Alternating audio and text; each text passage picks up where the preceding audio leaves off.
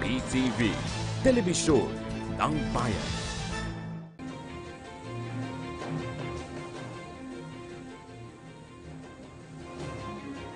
Maayos ang pagsisimula ng traslasyon ng poong itim na Nazareno ngayong taon, kung saan mas maagang sinimulan ito.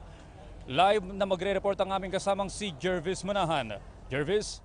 Yes, Audrey, naging maayos nga ang pagsisimula ng Traslasyon 2017 simula kaninang madaling araw. Bandang 4:40 AM sinimulan yung morning prayers doon sa Quirino Grandstand na pinangunahan ni Monsignor Hernando Coronel na siya na ring parish priest ng Quiapo.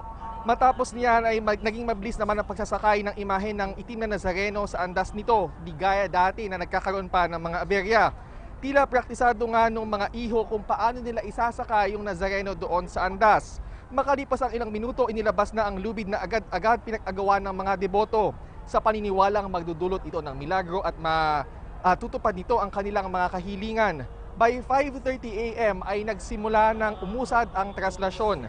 Kaya naman hindi pa halos pumuputok ang bukang liwayway ay lumalakad na palabas ng grandstand ang andas.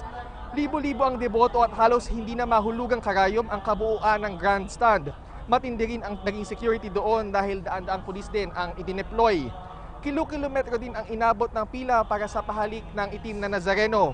Naikot nito ang buong perimeter ng Quirino Grandstand hanggang sa bandang Manila Hotel.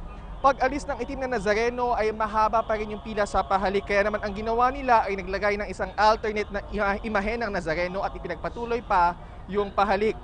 Kagabi ay nagkaroon tayo ng pagkakataon na makahalik doon sa Nazareno sa likod ng stage. At bagamat may kaunting tulakan ay damang-dama pa rin talaga doon yung tindi na paniniwala ng ating mga kababayan.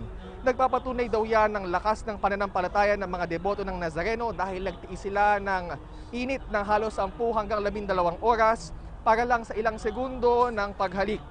Karamihan sa kanila, Audrey, ay doon na rin nagpalipas ng gabi. Nagtayo sila ng tents at nagsindi ng mga kandila at doon na nag-camp out. Kagabi, pagsapit ng hating gabi ay nagdaos ng misa si Luis Antonio Cardinal Tagle at si Monsignor Coronel. Sentro ng misa ang tema ng traslasyon na pag-ibig ang buklod sa ganap na pagkakaisa na halo mula sa aklat ng Colossians ng Biblia. Binigyang diin din ni Cardinal Tagle ang dalawang katangian daw ng pag-ibig. Una, ang pag-ibig na hindi itinuturing na iba ang kapwa, at ikalawa, ang pag-ibig na kahit hindi sumisigaw at hindi nagsasalita ay gumagawa para sa ikabubuti rin ng kapwa. Mensahe din niya, huwag tayong maging mapanghusga dahil ito ang naging sanhi ng hindi pagkakaintindihan. Nasa misa kanina ang Hermano Mayor ng Fiesta na si Manila Mayor Joseph Estrada, ang asawa niya na si Dr. Loy Ejercito at si dating Vice President Noli De Castro.